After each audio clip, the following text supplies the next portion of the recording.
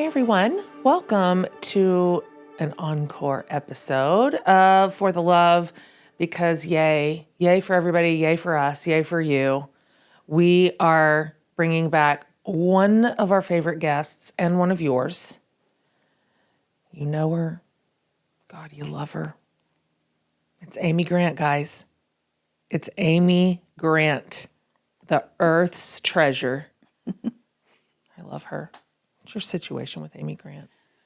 I went and watched this original interview on the YouTube. Yeah.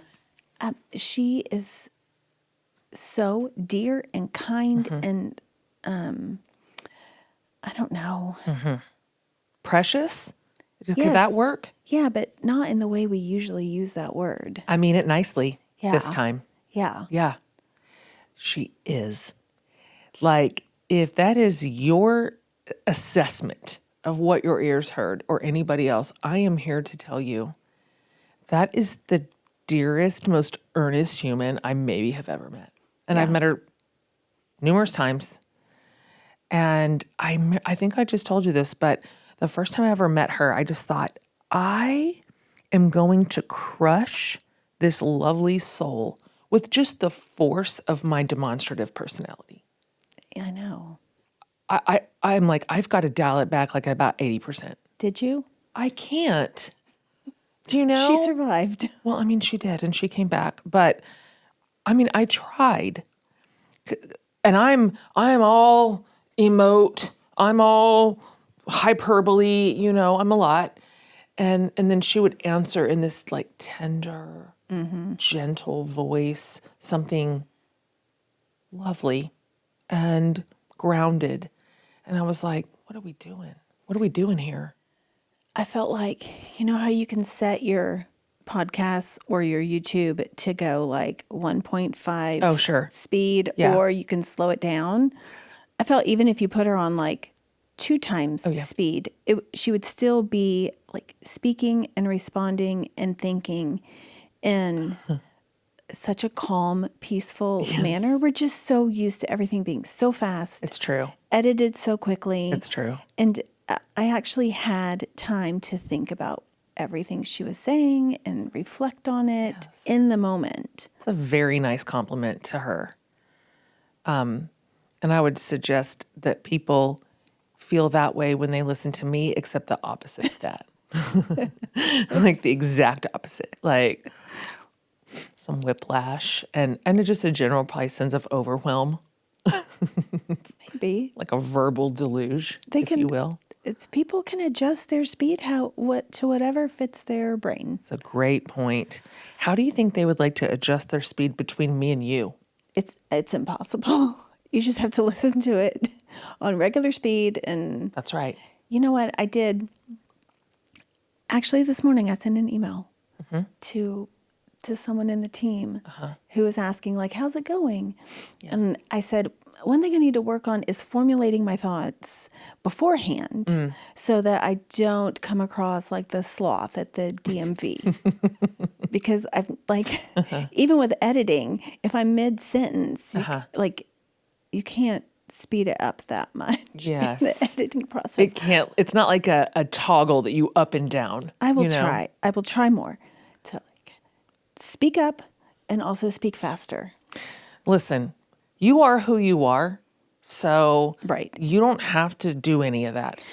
But for Amy Grant, who has some like deep, serious, beautiful things to say. Correct. Like her speed's perfect. It really is. For the content. I just find myself leaning in. I'm just like, and say more.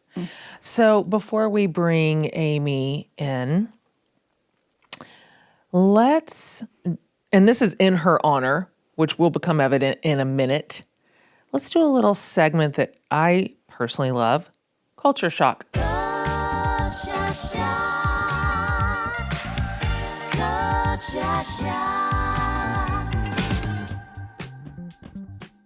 a little play on words today because in this episode of Culture Shock, I want to talk about cancel culture. Oh. And if you have been around the Amy Grant ecosystem for any amount of time, but certainly going back to the 80s. She has been, God, numerous times at the center of cancel culture. This nice, precious, earnest, genuine human being the people have tried to cancel her so many times. So many times. And why? What over what? I don't understand. Let's talk about that and cancel culture in general. And let me say this. In my opinion, there's some people that should 100% be canceled, and I'm not sorry. Agreed. I'm not sorry. Agreed. Some people are horrible. Alex Jones. May cancel culture do its best. Right. Right? That is fair. That makes sense. He's a vile person. Amy Grant is the nicest person that has ever lived. Mm-hmm. Did you have visibility into, pick any of her cancelable seasons in her beautiful life that she handled, by the way, with so much grace and dignity and restraint. She doesn't get into the battles. I mean, peripherally. Yeah. In the early days, I would see something on Entertainment Tonight. Of course. Oh my God. And then be like, oh, poor Amy Grant. But I was on the outskirts enough that I wasn't embroiled in it, which is why I don't even know why they tried to cancel her. Pick a thing. I mean, at first it was, of course, she got divorced. Hell has frozen over. Somebody got divorced and remarried. And that was, and it was a clunky, she's talked a lot about this. But that was at a time and place where if you are that big of a Christian superstar, I don't care what the circumstances were. I don't care. It doesn't matter. That just puts you up on the altar. Yeah. She was one of the ones that took that on the chin really, really early. Her and Sandy, Patty. Now there's just so much more room for complicated marriages and endings. But back then, nope. But even more, way more recently, the people tried to cancel her because she hosted a wedding for a gay couple. So here's how I feel about cancel culture. Yeah. You are right. Some people should be canceled, meaning we should not give them The microphone. more oxygen. That's we should right. not hand them a bigger microphone. Yes. Let Alex Jones have his bullhorn Sure. out on the public square. We live in America. Yes. Don't broadcast it for him. Yeah. So yes, individual people, we should not give credence to the culture of it. It's a sport now. The culture of cancel culture. You are so right. It's a sport. It's for entertainment. Yeah. Yes, if you disagree with someone or you think someone's harming another group, don't buy their, coffee maker or whatever. Sure. But not everybody needs to know that you switched brands. Just stop giving them your money. Easy. And move on. And what we've seen over and over again is people will do it so publicly, 80 million posts, and then go right back to it 6 months later. For sure. When someone else is being canceled. So, Yeah. Or people join some sort of mob, a cancel mob, with barely any information. They read 4 tweets. They got riled up. They got overstimulated with somebody else's fury, which is very contagious. And then all of a sudden they've joined it. And it's mess. I mean, I've been at the center of that. So I'm familiar with the feeling of what it feels like when a bunch of people band together and their entire aim is to cancel you out. It sucks. And it's worse now. Well, okay, what do I know? I didn't ever try to get canceled in the 80s like Amy, so I'd love to hear her thought on this, but in our day, we have the internet. Yeah. And the internet is its own mob. And so to this day, still, whatever I say, and I'll have a group of people online like, well, I used to respect you, but you're disappointing. People love to tell me how disappointing I am. And unfollow. I'm unfollowing. I'm like, just go. I wonder if anyone's ever unfollowed without announcing it first. It's a great question. Let's do a deep dive, see if we can find one or two. Anyway. Yeah, there is some sort of mature possibility in saying this person I perceive to be toxic or dangerous or harmful, and I will simply give them zero more of my time, energy, attention, dollars. I'm going to pull out of it without joining some sort of histrionic, exaggerated mob, right? Yeah.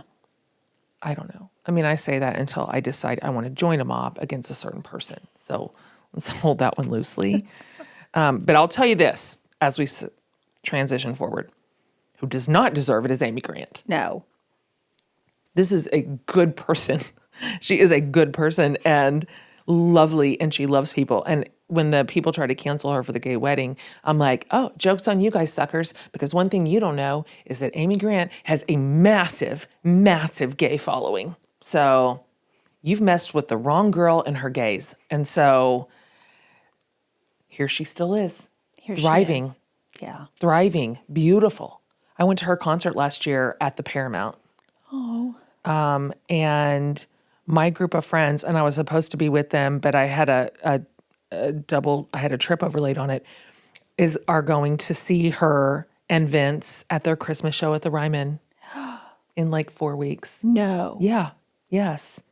And I'm delighted just to see Amy Grant out as good as she's ever been, as consistent as she's always been. Mm-hmm. Like, that's a good girl. All right, let's move on real quick before we bring her back on because, she's got so many beautiful things to say in this episode that is just right on time for right now. Let's do a little Gen Excellence. It's Gen Excellence. Gen Excellence. Gen Excellence. All right, there's just no way we can't do this. There's no way. We cannot do it.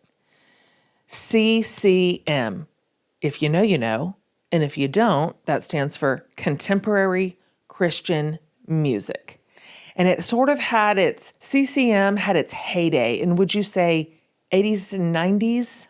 Well, just this moment, I didn't know what CCM stood for. Oh, bless. So. I love when sometimes you're on the outskirts of all the things. Well, now you know about it. I mean, I know about the genre. Of course. I just didn't know the insider lingo. Oh, well, I do. Yes. So now that you know about CCM, so let's go 80s for sure, but to me, the heartbeat of CCM was 90s. So I'm gonna riff off some names, and then we're gonna talk about it. Okay. I mean, obviously, Amy Grant. Amy has spanned decades. She had real staying power. And Michael W. Smith, kind of her cohort that kind of came out of the 80s. But let's go Stephen Curtis Chapman. Saddle up your horses. We got a trail to blaze. Whoa. That was the soundtrack of my freshman year of college welcome week at Oklahoma Baptist University. Big shock. Petra, Rich Mullins, big hard eyes for Rich Mullins. Jars of Clay, Rebecca St. James. Third Day. Can't count how many Third Day concerts I've been to. Avalon. Are these ringing a bell? Are you with me? Point of Grace, Jars of Clay. Would you say you're with me 20%? Is it less than 20%? I think it's okay. You get to be who you are in this moment. I mean, I would have said, before you broke out into song, Yeah, I'm sorry. I would have said like 10%, but clearly you're at like 147%. Sure, yeah. So I'm at like 8. Okay, you're at 8% on CCM. You didn't even know what it meant. Okay. in the 80s, I had zero experience with that. Like I knew there was some like Christian rapping groups. Oh, yeah. Are they on our list? DC Talk. Yeah. Newsboys dabbled. Yeah, I never actually listened to any of it though. This is so confusing. Is that because you're Methodist? I mean, we didn't. I mean, I went to youth group every Sunday. I went to Wednesday night dinner, but we weren't listening to music while we were there. I mean, wow, you guys did not get sucked in to the. No. I think maybe. I think different denominations have different levels of Loyalty to the complex. Sure, I was going to say something unkind, and I won't. Oh, look at you. So yeah, I knew that it existed, Yeah. but no one I knew listened to it. And then I went to tech, Oh, right. which has, God, that's so I think, true. a more conservative, evangelical base just in the town. Yeah. So then I knew kind of some of it, but never really listened to it. Okay. Although I think one of my friends saw jars of clay at the coffee shop at Quaker and 19th. One I time. don't know what that means. Is that in Like, San they just- Antonio or is that in No, Lubbock? in Lubbock. Like, I think she saw jars of clay when they were, itty bitty.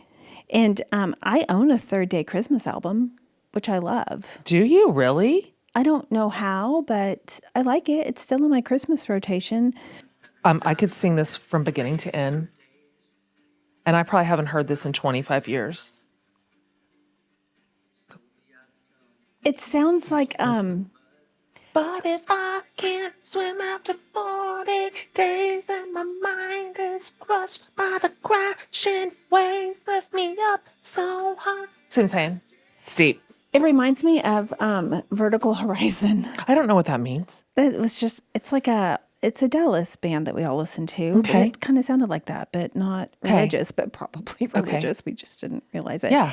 Anyway, and also, like when Amy Grant came out with Baby Baby, that was on regular radio. Oh, she crossed over. That was another reason she tried to get canceled, remember? Because now she was of the world. Oh. Yeah. When she did like crossover into like pop stars, they're like, well, she's sold out and now she's just going to be on Casey Kasem. And I guess we can't trust her anymore. Oh, well. And someone else on the list, Phillips, Craig, and Dean. Oh, yeah. That was a little adult for me.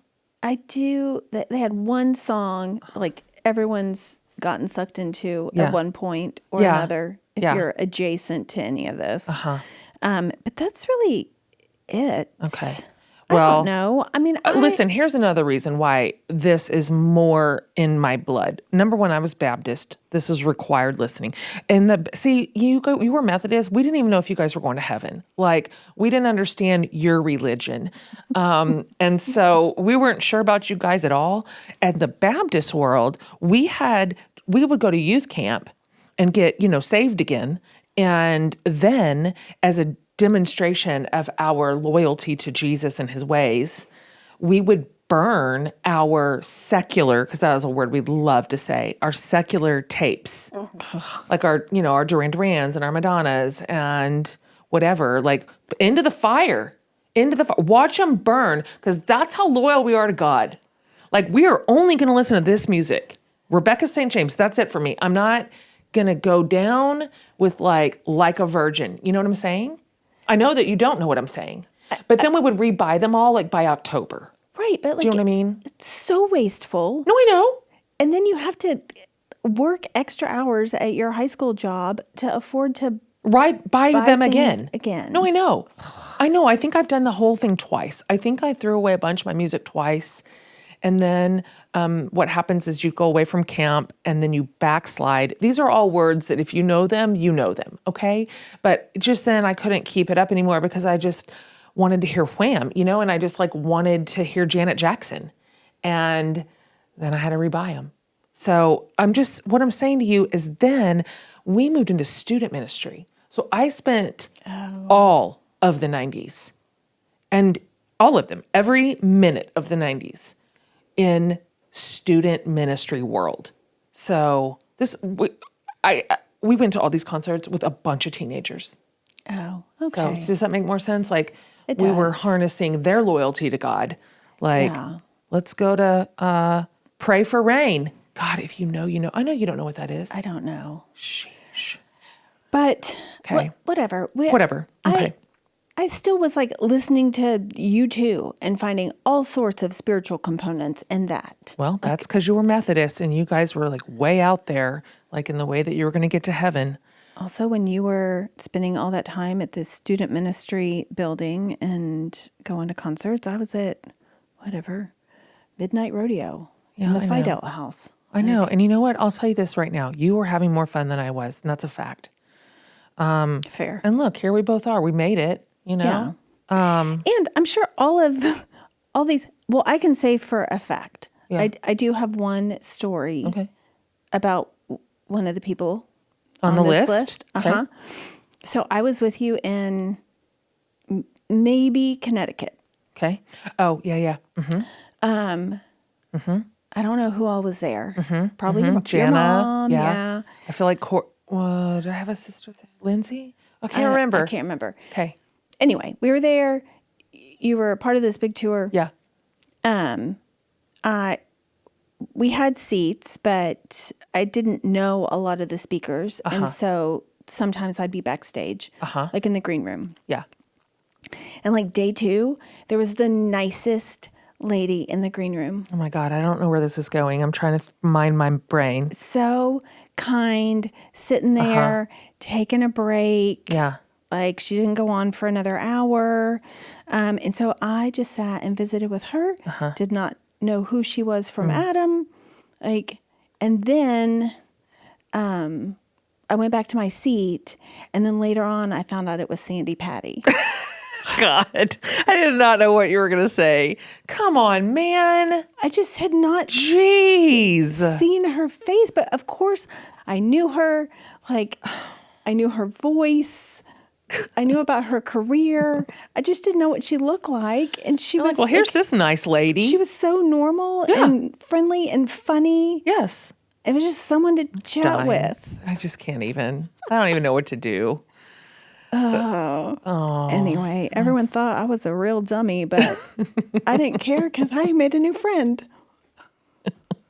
I gotta text her. I'm gonna text her and tell her that whole story. She is Whatever. again one of my other absolutely favorite people out of this genre, by a factor of 1,000,000. So, yeah, I'm happy that you got to meet Sandy Patty via Jen. Yeah. And I'm sorry it had zero effect on you because you didn't even know who she was, just some random girl in the green room. God. Okay. All right, listen, let's get into it because for all this, whatever this is, it's tomfoolery, we actually have a really beautiful episode to bring you and love where this is nestled in the year, just right about this moment. We're kind of needing this graceful person to be in our ears. So just in case you're like Amy and you're like, who's Sandy Patty? And you don't know who Amy Grant is, we can't assume knowledge, right? That's true. When you just said Sandy Patty just now, I was like, where are we? In case that's you, let me just give you the high points. She's had the longest, most beautiful, successful career in music. She kind of started out super young, teenager, boom, like early 80s, in contemporary Christian music, which Amy just learned is called CCM. And then sort of built this whole beautiful career in Nashville, as just she's just kind of a special talent. Nobody sounded like her. She had a really specific style. Her grace and energy on stage made her like a live performance darling too. I cannot even count how many times I have seen her live. Amy was the first artist in Christian music to have a platinum record. And then, of course, she went over to crossover success as well in top 40 music. She has 6 Grammy Awards. Who knows how many gospel music Dove Awards. 3 multi-platinum albums, 6 platinum albums, and 4 gold albums. I mean, Man. she's had a stunning career. Amy has had 10 top 40 pop singles and 17 on the top 40 adult contemporary chart because her crossover success was just as big. So she's a longtime Nashville girl. That's her town. They love her and she loves them. She is widely known also for her incredible philanthropy. This is as close to the bone to her as her own music because she's good. She's a good human. You may have heard of her husband, Vince Gill. Do I need to help you on that? Nope, I've got that one. Right on. And together they're just like one of the most fantastic couples in the whole world. And so, having said all that, I want you to know that in this particular episode, Amy talks a little bit about flipping the script on her own life, some unexpected health challenges. We talk about balance. Anybody want to hear anything on that? She's your guide, okay? And she talks a lot about facing change, whether you chose it or it chose you. And everything that she's learned from that, the wisdom that she has gained. And this conversation will leave you, like it has left us feeling empowered and feeling grateful. And so there's nothing else to say. With that, please enjoy this conversation with the just ethereal, beautiful, magnificent Amy Grant.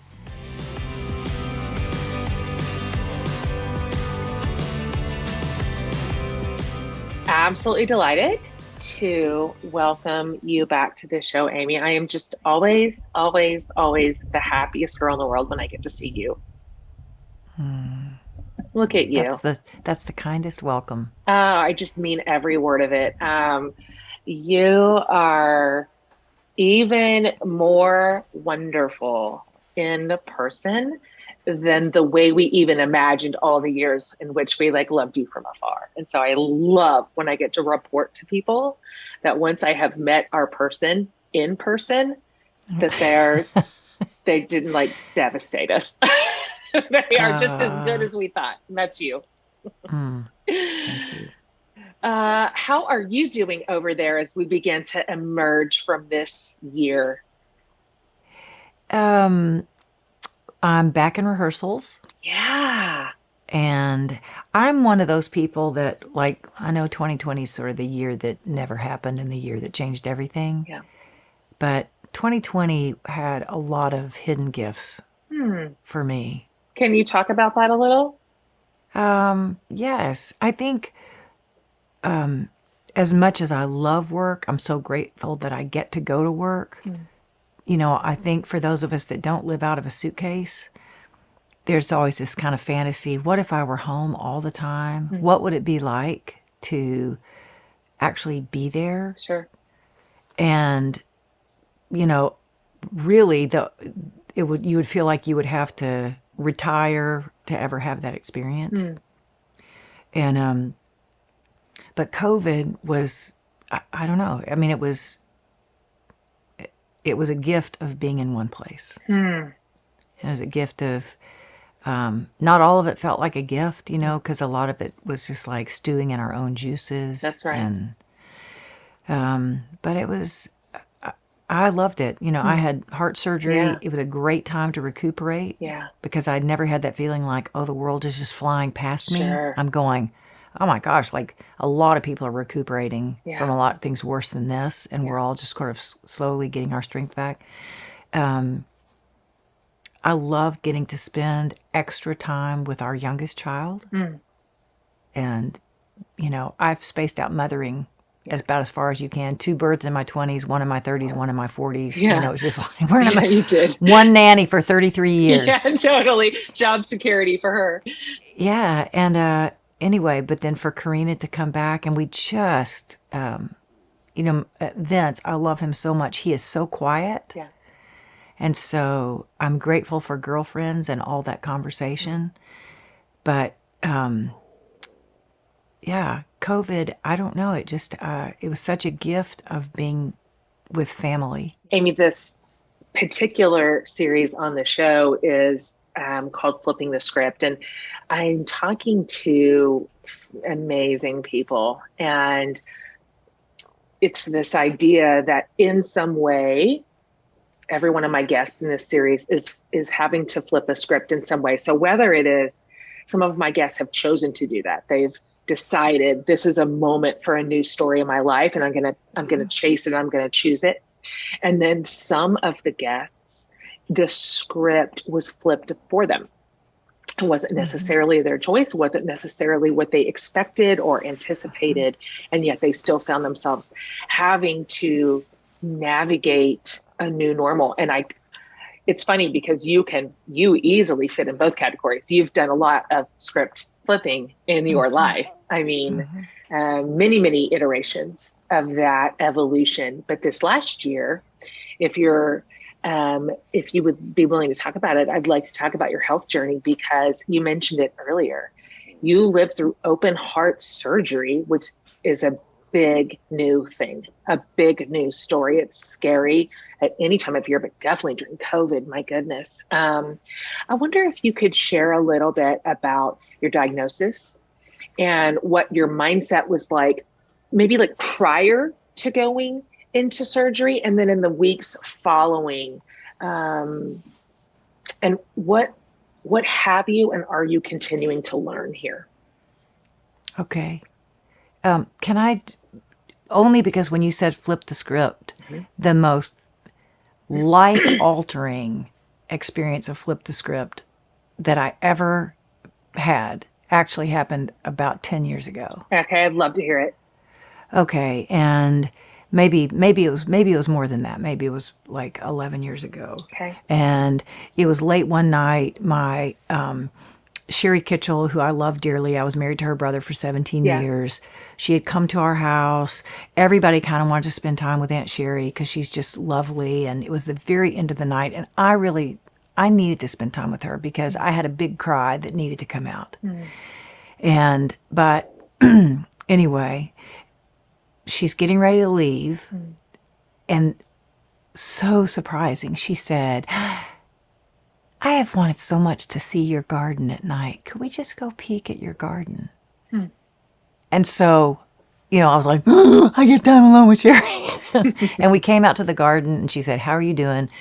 And my parents at that time both had advanced dementia, which did not run in our family. I had hired a couple of caregivers, found out they were drugging my mom and dad. Gosh. I mean, there was just such anyway, all kinds of things happened. My mom had gotten picked up by the police one night and she was not clothed properly. And like my sister and her husband had moved in with them. It was just like one disaster after another.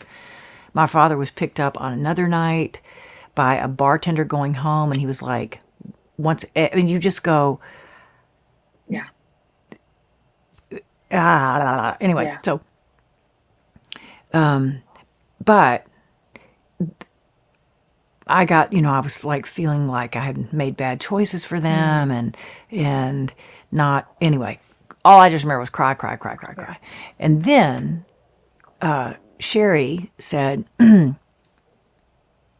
can I just tell you one thing? And I said, yes. And she said, you just need to look at this as the last great lesson your parents are teaching you. Gosh.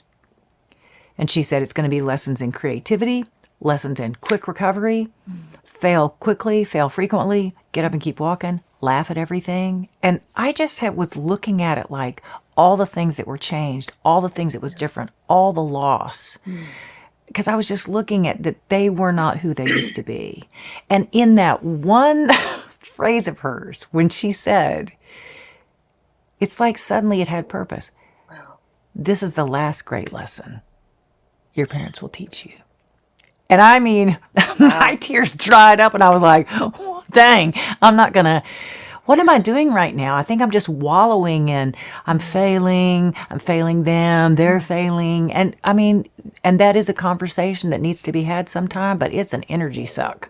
You're right. And when she said that, it was like, oh my gosh. And flipping that script was, and it continued to be a long script. My father lived for years after that, but every time it was like, there are hidden gifts in this. And one of them, for my dad, he lost all communication skills by the end and really no eye contact. And I just remember, because I'm married to a man who's quiet, there are times I used to be like, come on, ask me more questions. Yeah. What's up with you? Aren't you curious about what I'm doing? Sure. We should be delving into each other's souls anyway. But my dad, I would sit at a little table across from him, and he would like take my hand, like almost as though I was not connected, and he would just rub it and look at my fingers. And then sometimes he would just like move my hand with his. And you know what? I wasn't looking at him going, why aren't you asking me more questions? What's up? Like, I learned the gift of just being there. That is so precious. And that continues now. It does. It's like everybody brings different things to the table, and you can't look at somebody that, rapid fire conversation or investigative or deep conversation might not be their comfort zone. But there are other things that are. And I learned that lesson from my dad after he couldn't talk anymore. And so, anyway, and so that whole long journey has just made me realize there are hidden gifts in everything. And don't look way down the road, because you really only have enough to get through today, whatever it is. But the surprise of today is the off-chance conversation that you have with a person bagging your groceries, and suddenly they're making you laugh about something, and then the person in traffic that let you in, and like kind of, I don't know, it's just like you sort of go, hey, we are actually all in this together. Like, So good. Yeah. I'm so happy that you told that story. And that was, of course, unique to your, and also, yay, Aunt Sherry. Golly, what a little bit of wisdom she just dropped. Thanks for sharing it. Oh, yeah. Because that's unique to you. But as you're talking, my brain is just churning, thinking about how true that has been in my life this last year. You and I were talking before we started recording, but I had a lot of loss this year that I didn't see coming, and I definitely didn't expect. I did not write it into my script. Right. But now, a year later, undeniably, I can see how it's been a teacher. And I didn't even know the little hidden gifts that would be in there. I couldn't fathom them. I couldn't even envision them. Everything just felt so like dark and sad. And that was all I was choosing to see as well. So having to sort of practice this mindfulness that you just beautifully described about just what ordinary, beautiful thing is happening in any given day, and what remains, what I've learned, what I've discovered, what rose up in me that I didn't know I had. Gifts. Yeah. Gifts. Yeah. That's a beautiful perspective change. And I love that for the whole conversation of flipping a script, whether we choose it or it chose us.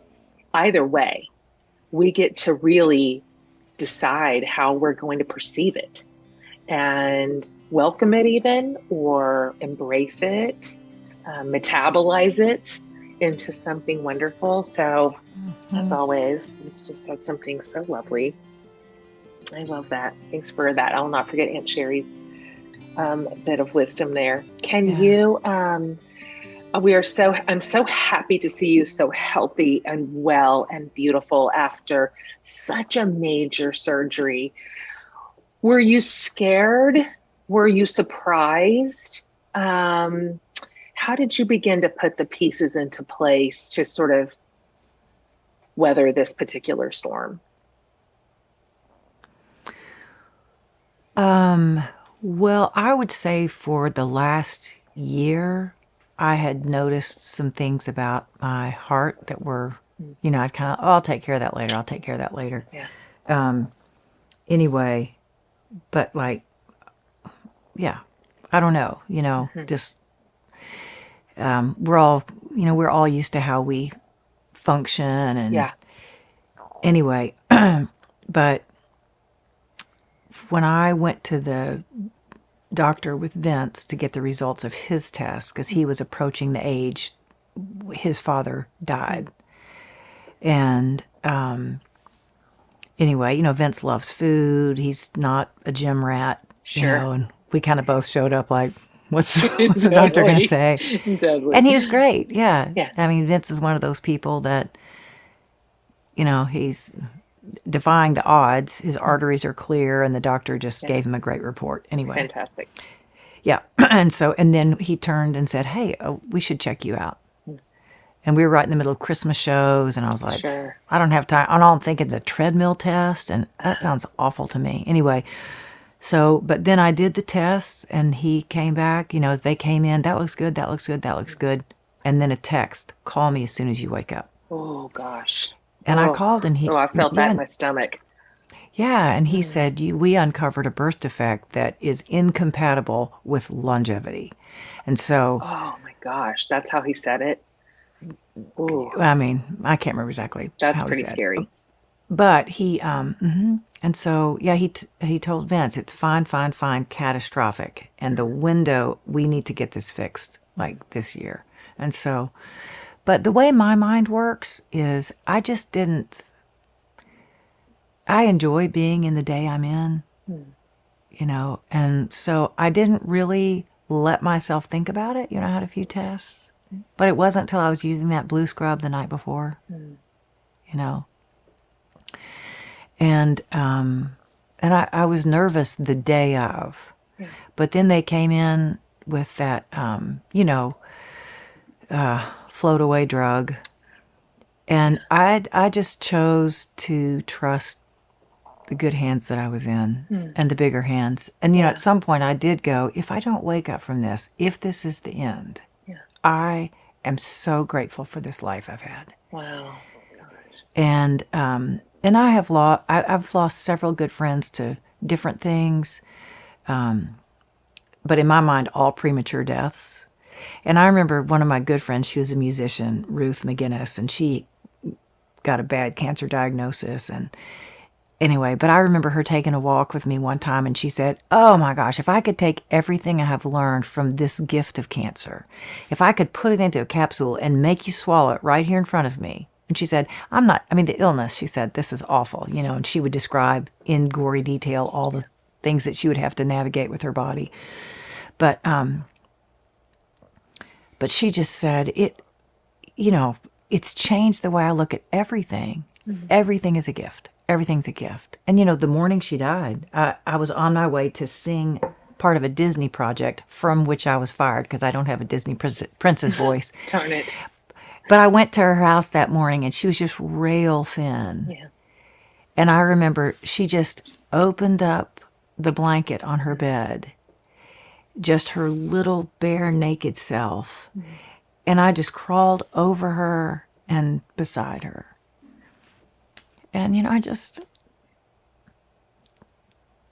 she was such a great friend. Mm. We just hung out. It was like, well, this is how your story goes. Yeah.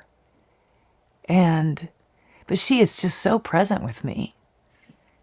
And she was the first person I ever whispered to months before I pursued a divorce in my first marriage. Yeah. She was the first person that I said, I don't feel at home within myself, within my life. I don't. What did she tell you? I would be making up the script right now. That was a long time ago. But I remember that she would say, she taught me such basic lessons in respect. She was a musician, but I met her because she was a personal trainer. Okay. And so, like, the first day we worked out, she showed up. I had on sweats. I'd had my third child in 5 years, and I was like, oh, okay. And, we talked about life, and she said, the most important thing is for you to experience a growing respect toward yourself. I love that.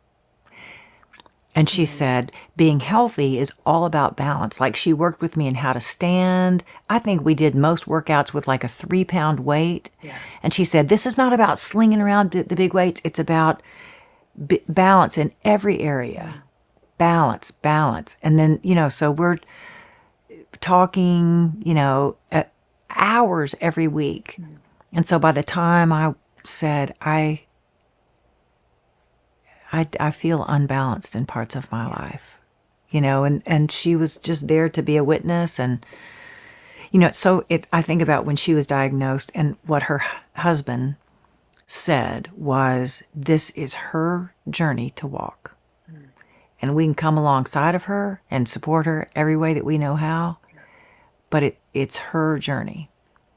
And that last day when I was with her and she said, I am so tired. Yeah. I'm just ready to be done with this. Yeah. And it was like, but those messages, like every day I wake up, and if what hits me in a conversation or in an interaction, or is, frustration or helplessness, all of the awareness of our faulty, frail interactions in our country, all the ways that we have failed each other across racial lines, across socioeconomic lines, all those things. And as we just came to terms with that in ourselves, I mean, to me, that I was just like, well, I have my hands on my own wheel. I can't steer anybody else's opinion. I can't steer anybody else's choices, but I got to own mine. I've got to own mine. That's right. And steer my life differently, steer my thoughts differently. And, so. That's harder than it sounds. It's taken me the majority of my adult life to come to terms with the fact that my hands are on my steering wheel and it's mine to do. It's mine to drive. It's easier. It's lazier. It requires less tension to sort of look externally and just say, well, this is because you did this, or this is because you chose that, or this I don't like how any of you are driving. I wish everybody else would drive better. Everybody behave, and, or this happened to me. And sometimes in a lot of ways, that is true. Things do happen to us and we are on the receiving end of other people's choices, to be sure.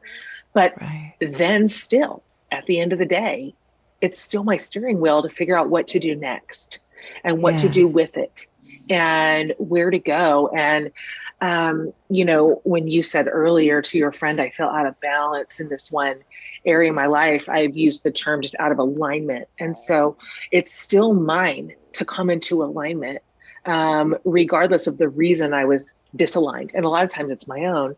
And I appreciate you saying, between your story and your friend's story, that sometimes this, like, the catalyst for that kind of work and growth and evolution is around our health. That's just true. I mean, I can't count how many stories I hold in my little hands from my own personal people and my big community at large, where something in a health scare, or even something terminal like cancer, is the thing. That is the thing when all of a sudden you see everything differently. You see all of life differently. This last year, I've talked to my community about this, Amy, but this last year was so catastrophically hard and sad. And so I found myself also having health issues for the first time in my life. My doctor's like, you're this blood pressure, it's not sustainable. Like, you're in trouble. This is a dangerous. And I'm like, no, I don't have high blood pressure. He's like, you do have high blood pressure. I'm like, I take it again. I've never had it before. And, all this anxiety and fear and panic that has come with it, which is all new to me. I hate every bit of it, but it has taught me something that you just said, which is, it is time to respect myself. I just thought, I'll just power through, because I do that. And I can do that. I've always been able to do that. And my body has finally held up a stop sign. Like, the buck stops here, girl. Like, you've reached the outer limits of your threshold of what power through means. And I'm grateful sometimes to our bodies for telling us that, for throwing up a roadblock, for saying that your attention has to be redirected right here for a while. And I'm sure you found that to be true. I mean, of course, your recovery happened during COVID, which automatically kind of forced you into a quieter, more still place. But I'd love to hear what else you discovered about essentially being forced into stillness. And you probably had to shut down several avenues and channels and all the things that you juggle and put your hand to. What did that look like to you? Did those decisions come easy? Did you know right away, all this gets triaged? These are the things I'll delegate and these are the things I hold? Or did you kind of have to pick your way through that discernment process? That's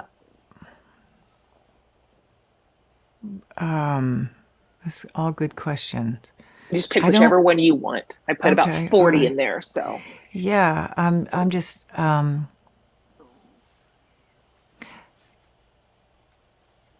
well, first off, a gift of being in the hospital was meeting the head ICU nurse who came to my room the night after surgery and said, "You are not assigned to me, but I just wanted to tell you we've got a great team here, and we're here to take care of everyone. And I hope just let us know." And he was so kind. He just was like, he's probably my age, but such a big presence. yeah, He just like sunshine walked in the room. I love that.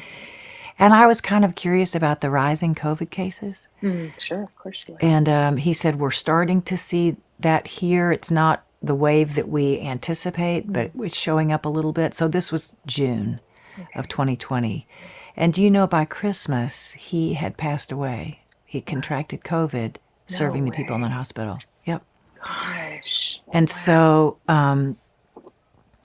anyway, I don't know why that came to me, except for this, life is, you don't, somebody that seems like they're in a compromised position physically, emotionally, whatever, that script can flip very quickly. You're right.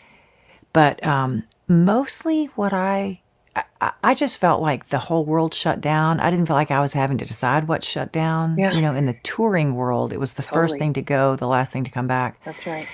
And we have, we have a small community that operates out of our home that's been a part of life, my entire adult life. And all of the weeks that nobody was here, except for Vince and me and our daughter Karina, what I really felt was you have a lot of people who help keep everything going. I'm the beneficiary of a loving, helpful community that helps me get everything accomplished. And I just I've never worked that hard doing all of the details. It must be like, the traveling father that comes home on the weekends and plays with the kids and leaves again, and then the mother leaves for a week. Yeah, right. and he's like, oh my God. Totally. Yeah. I think I just never realized how many people helped me do what I do. That's great. And so, yeah, that awareness. Another way of saying that is I came face to face with all of my true limitations. Totally. And so my way of being easy on myself is to say, don't try to do so much. Yeah. And yeah. Are you good at that or bad at that? The I don't doing know. too much bit. I think I do too much, but I have good energy and I'm interested in a lot of things, Yeah. And I just, having a purpose makes me feel good about the day. Yeah. And I actually, I don't know how this sounds, but I like doing things that I can see have a palpable impact on other people in a helpful way. So, Sounds amazing. And I know that's a lot of my motivation too. And that's, I think, sometimes for, at least for me, at least, one of the reasons why sometimes I struggle to decide what stays and what goes, because I virtually don't have any opportunities on my plate or any ideas percolating my brain that are bad. Like everything is good. Everything is for someone else's good, or for the community, or it's something exciting to be a part of, or it's like a collaboration that I really respect. So it's almost like I have too many good things to choose from, which makes it harder because they're not so obviously on their face, like, well, this is a terrible opportunity. And so my default valve is a yes. And so I'm learning to toggle that down. I think when I was younger, I thought, if I don't say yes to everything, it'll all stop. It'll just all dry up. It won't keep coming. You know, it's my yeses that kind of keep the energy moving forward. But I found that that's not true at all. That was just a fake story that it was just a scarcity mindset. And so I'm learning that for sure. But so this is, I love to kind of hear that you're back in the studio. How do you feel? How's your recovery? I've never had heart surgery. I don't know how it feels in your body. Yeah. Well, I had to sort of be still for a long time, like from January until the surgery in June. He was like, don't go run, just kind of lay low. So I didn't just sit there, but I didn't do things that I would normally do. Yeah. Hey, let's go on a bike ride. Hey, let's go do this. Hey, let's go. And then after they say 12 to 14 weeks of recovery, I truly felt like I was in the worst shape I'd ever been in my whole life. I was like, I have no muscle, like none. Yeah. So, and it takes a while to get that back again. So I'm right now just enjoying feeling my stamina come back, you know, and that, you know, singing is a pretty physical job. Totally. And so you don't think about it, but, so I'm watching that come back and just trying to be patient with myself. And that's true. I didn't think about that. Has this affected kind of like your breath capacity, and in addition to your stamina, just be able to power through a 2-hour set or whatever it is? Yeah, I'm getting there. Yeah. I'm getting there. But but just in general, I feel better. Yeah. I feel like, you know, I was like a machine that had an engine that had a lot of stops and starts and clunks and all that kind of stuff. That's gone. So that's great. The engine's purring, but, you know, the rest of the car needs a tune-up. Totally. So you're in the studio right now. What are you working on? Are you writing new things? What are you doing? Not really. No. At this point, I am asked, you know, hey, will you be a part of this tribute record? Will you sing a song on this project? And, you know, so I'm kind of ticking off, not a long list, but people who've asked me to participate on their projects. And then next week I'm back in full-time band rehearsals, and then it'll just be the road after that. until January 1. I'll just be living you're out a of a pro. suitcase. You know the rhythm. You know the road rhythm. It'll probably be nice to be back. We've missed each other. Like, I'm so hungry to be in a room full of people, having a shared experience, like listening to music together, being in a conference setting together. It's, I think that's one lovely gift that the pandemic has given most of us. Absolute new appreciation for what it means to be together. And I'm so excited for you. Okay, Amy, I'm going to ask you the last couple of questions, and I'm kind of asking all my guests in the Flip the Script series. And so just top of your head. Quick. For you, what is maybe one of the most important things that you get out of switching things up every once in a while, when you do it on purpose? Always seeing things from a different perspective. You know, flipping it could mean just asking somebody else, how do you see this? What would you do? Especially somebody, what does this look like from your vantage point? I mean, the other day I was leaving the farm. I met a young woman years ago, and we've only been in the same space 5 times, but she was visiting from New York, and I said, hey, let's meet out at our farm. She wanted to do that.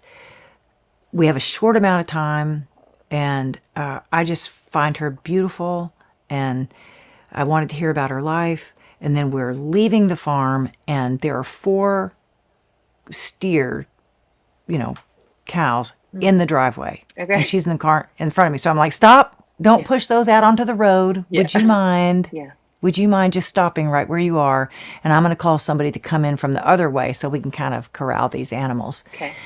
And she said, can I come sit in your car? And I said, yes. And she did. Anyway, her name's Chelsea. She's a beautiful young black woman. Mm-hmm.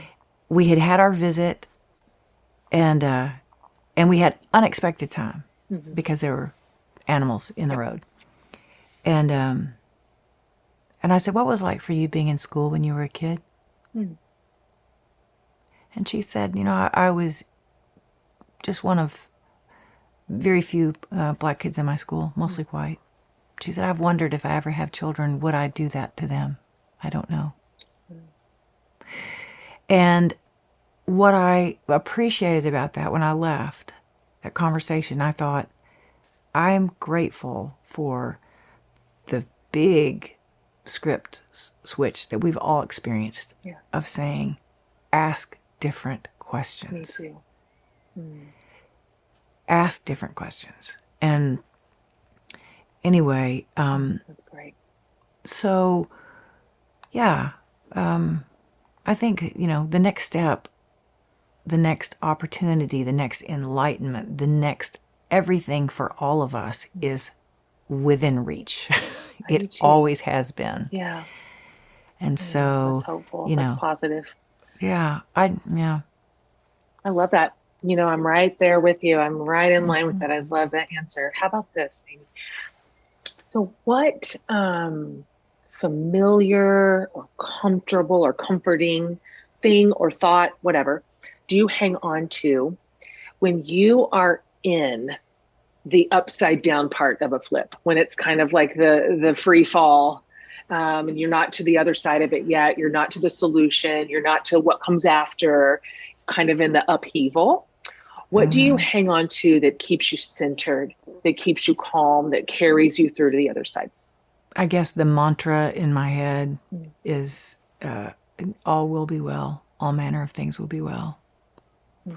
And but what I do is I usually go outside, and I usually lie down near a tree and look up. Me too. I do that all the time.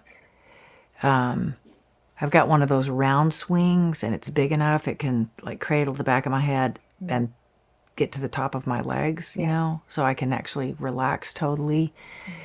And that's more, I do that more than anything, I just go and look up in a tree and go, everyone is different. There's no pattern, and clearly there's a pattern everywhere. When I feel like I can't see the pattern in my life, I can't see, it's just it's all will be well. And then I just get out in nature, really. My therapist taught me to do that. And she said, if you can, take your shoes off. Let's get your feet in the grass, in the ground, literally get grounded, literally. And don't force it. Just let it be. Let it do what it does. I was like, oh, golly, okay. And now I'm a person who lays under the tree with my bare feet, and it's like a miracle. It changes you. It does what it does. Yep, Yeah, it really does what it does. And all of a sudden it's been 45 minutes and I'm just looking at leaves and I'm looking at the clouds, and I've got somehow back into my body, and I can hear things again, and I can feel it all. And by golly, if that is not an actual really good practice for environment. Yeah. And here's something else, with bird song, you hear bird song, and always what I come away from those moments is going, if you're going, I don't know my purpose, I failed in this, to go, I don't know if there's any, I mean, we are designed to be appreciators and to notice and to, yeah. And I don't know why that felt so like such an enlightened thing to say, but to awareness of the beauty around us. Absolutely, because we're designed to be appreciators, which is, I love that you just said that word. I won't forget that. Appreciating things does bring us back into alignment. It does. It does. There's something whole and intentional about living like that we were probably always meant to. Okay, and here's the last one. I asked you this the last time you were on the show, and I should have went back. I don't remember what you said last time. I think what you said the last time you were on the show was you were enjoying the last little bit before your youngest was flying the coop.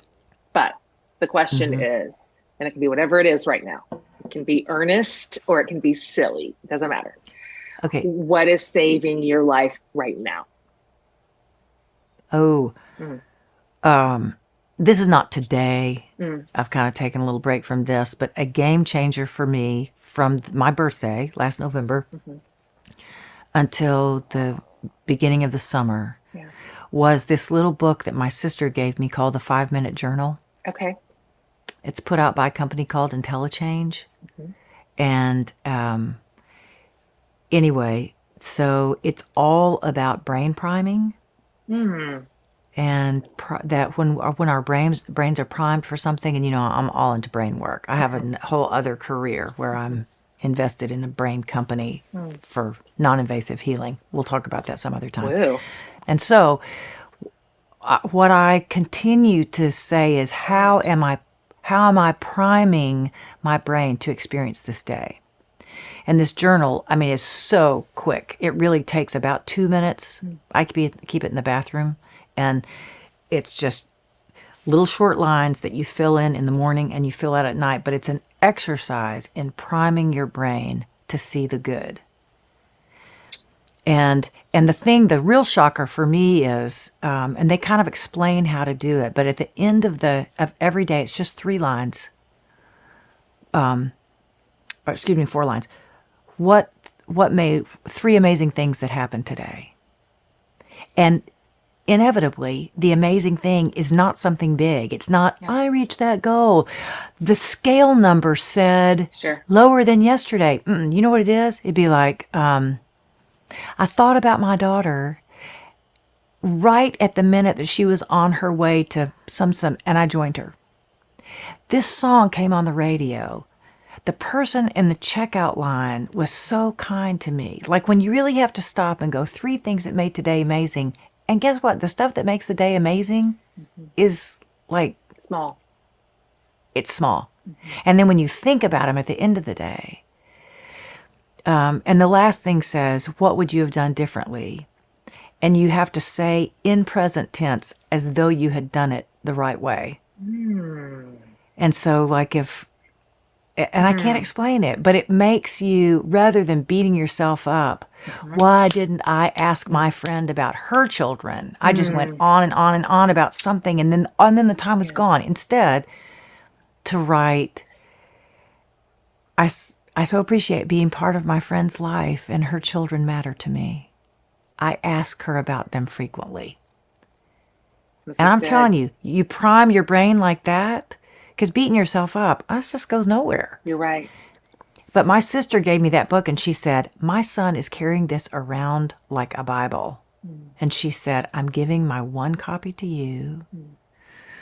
And if you'll give me your address there at your main hideaway, I will put it in the mail today. Okay. Are you serious? Because I am all the way intrigued. I'm hanging on your every word right now, thinking about this tiny little exercise that could make monumental change. It's tiny. It is so tiny. And to me, anything that's like a tiny, tiny change that makes a monumental change, that's hope has entered the room. You're right. With flying colors. So that's been the 5-minute journal. And one's going to be on its way to you tonight. Oh, we saved that for the end. That's so great. I like that because that type of practice and possibility is available to anybody. That's not expensive. It's not it doesn't take too much time. You don't have to be in an elite space to have access to that kind of healing or leadership. So that's fantastic. Thank you for that.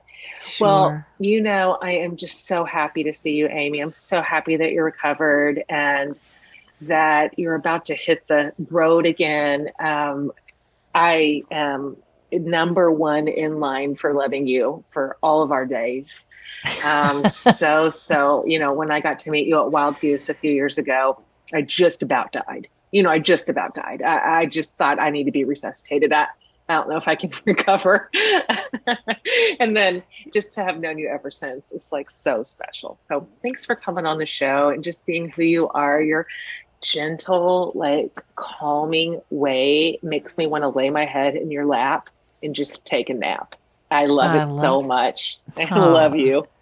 thank you. I love you too. You, my little sister, are a force of nature. Thank you. Yeah. It takes all kinds. Uh-huh. It does. And It does, for good or for bad. It sure does. Oh, that's yeah. great. Okay. Well, until next time, until I see you, I hope the next time's in person. I do too. I hope that you're Enjoy going to. Maine. I love everything here. And so if your tour bus heads toward Texas, I'll see you there. Awesome. Thank you. Okay. Bye. See you, my friend.